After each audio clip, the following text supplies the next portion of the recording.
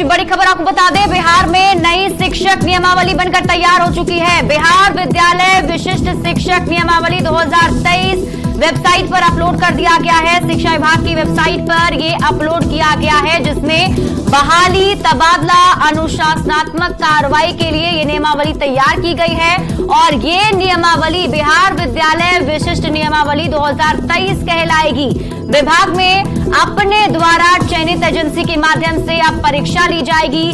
कार्यरत शिक्षकों को अब विभाग परीक्षा लेगा। 1 साल के भीतर ही परीक्षाएं ली जाएंगी। प्रत्येक शिक्षकों को परीक्षा उत्तीर्ण होने के लिए 3 मौके दिए जाएंगे।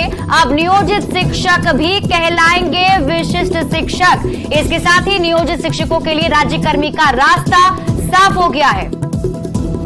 रजनीश हमारे सहयोगी अधिक जानकारी के साथ जुड़ चुके हैं। रजनीश, ये खबर कितनी महत्वपूर्ण है उन शिक्षक अभ्यर्थियों के लिए और जो शिक्षक कार्यरत हैं उनके लिए? बिल्कुल शिप्रा, बिहार के लिए सबसे बड़ी खबर है, क्योंकि लगातार जो राज्य के नियोजित शिक्षक हैं वो इंतजार में थे कि उन्हें राज्यकर्मी का दर्जा कब मिलेगा। लेकिन इस बीच अंदर खाने से लगातार जो खबरें आ रही थी, न्यूज 18 जानकारी दे रहा था।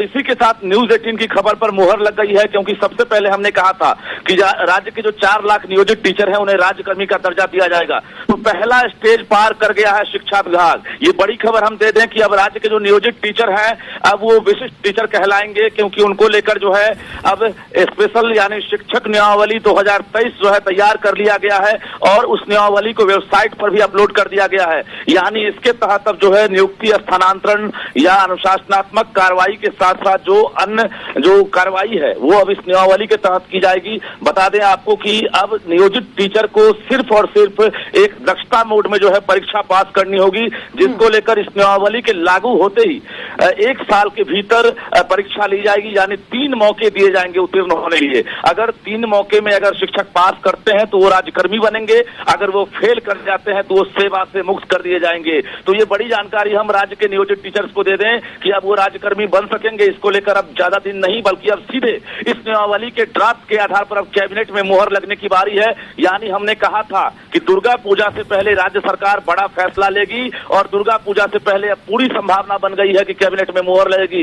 इसके तहत अब जो है जो वेतन दिए जाएंगे, आपको बता दें वेतन निर्धारण की भी सूची जारी कर दी गई है। जो अभी राज्य सरकार यानी शिक्षा विभाग ने अभी जो सूचना जारी की है उसमें कक्षा 1 से 5 तक के जो विशिष्ट शिक्षक होंगे उन्हें 25,000 रुपए दिए जाएंगे। कक्षा 6 से 8 तक के जो विशिष्ट टीचर होंगे उनका मूल वेतन 28,000 होगा। कक्षा 9 से 10 के जो होंगे उनका वेतन 31,000 होगा। इसके साथ साथ जो महंगाई भत्ता है, चिकित्सा भत्ता है, मकान भत्ता, किराया भत्ता, परिवहन भत्ता, ये अलग से दे होगा। कुल मिलाकर ये कहें कि 50,000 से लेकर 55,000 से लेकर 56,000 तक जो टीचर हैं उन्हें अब वेतन मिलेगा।